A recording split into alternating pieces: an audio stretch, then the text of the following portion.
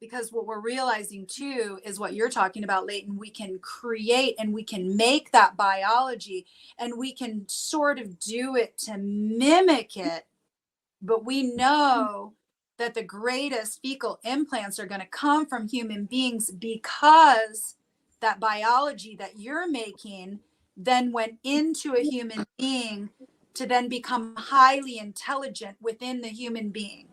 The human system. So the human system creates intelligent beings. And what's really wild is we're talking about donors.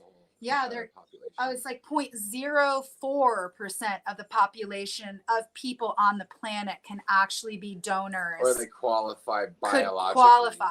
Biologically for this. Wild. And where are you going to find that? Where are you going to find that tiny little fraction? Yeah, you're going to find it in developing nations that haven't, partook in this pharmaceutical or chemical reality. I know we have one woman here that's in her 90s. She's Quaker. She's never had one antibiotic her whole life. She's never taken anything, nothing. She's never even taken aspirin. She never even had it. She never needed it because she's always been healthy. She's in her 90s, still shoveling snow, probably today. She's out there shoveling snow. Well, I suggest we're losing that. I was going to say, I'd suggest you take her some kind of bags and have her poop in them and freeze it, because you never know when you're going to need that shit. Yeah. Do you freeze dry? Yeah, we can freeze dry it, maybe, for reals. We are going to freeze. Be interesting for you guys to look at it under a microscope. We are freeze drying wild organs from animals like moose and deer and elk. Yeah, deer and elk from Alberta, from a few friends. A lot of people don't save their organs, from wild animals. And in the, moving forward, with finding nutrition and stuff, organs are one of the best things. So we're going to slice it up and freeze dry it and capsulize it and use it for our own health. We're really excited about it. It's just starting now for us. So the one thing that I learned in originally in developing the product that I make today was it was all about delivery, right? So in the beginning phases of the work, of course, I was using manure, or fish manure, compost, and worm castings, same as I still do to this day. But I was making an extract and then freezing it. And the reason I froze it was because I could get everything through every time. I wasn't losing any organism. So I don't know about freeze drying if you might lose that biology with this woman's manure. So maybe that would be a better way, is to actually, put it in caplets and then freeze it so that it was there when you needed it. Whereas freeze drying, you might lose some of that diversity. Would.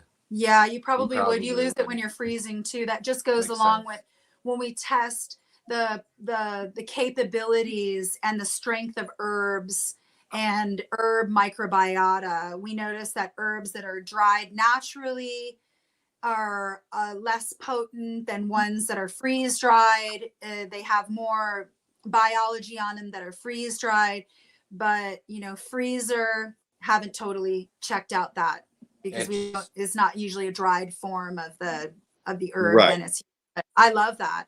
And I mean, that just sounds like sort of a fresh pressed juice as opposed to drying it or concentrating something, Exactly. And that's an interesting point about wild animals with viruses. Silly Lily was just talking about wild animals with viruses. So that's absolutely. And they're having the same sort of things as, we are. They're having a hard time on the planet like we are, Mm-hmm. But just like, I think that it's important that, we're pointing out a lot of things that need to be fixed because we're looking for solutions.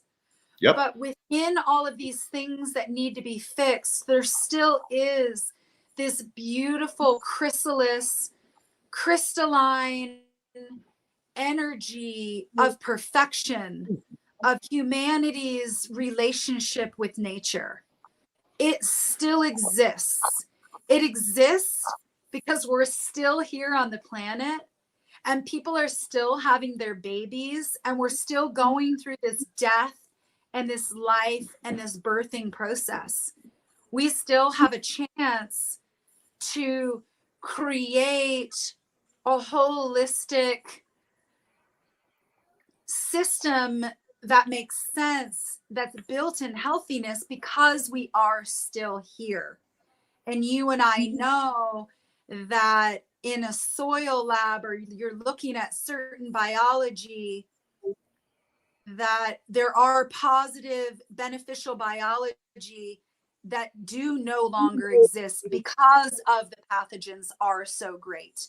We are not there on the planet yet. There is still a tremendous hope for humanity. There's a tremendous hope for the cannabis industry, for plant medicine, mainly because they're going to be here, you know, way longer than we're going to be. But we are making sense of it in a way that is highlighting nature. And for you all to have this show that's getting out to thousands of people that actually want to watch it. It's not that you're putting on the show, it's that it's working because people want to watch it. And that right there is biology integration, even if it's over a screen. And the thing is, it's the problems are being solved, solutions are being found as a result of conversations like this. It's inspiring other people to think outside the box. How would nature react? How would nature bring balance back to my environment? It's not hard. It's not hard. You know, I had the ability, I just tell a super quick story. I had a beautiful ability to talk to a woman who was a Black woman from the South in Alabama, Margaret Smith, right a couple of years before she passed. This was a woman who was born into slavery times, and by the time she was 2 or 3, you know, had seen out of that. But she was a traditional midwife who had seen over 7,000 babies into the world.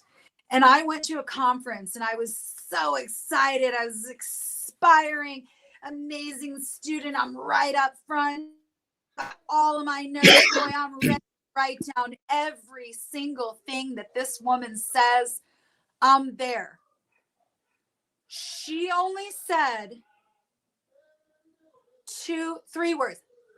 3 words to every single question that you asked her.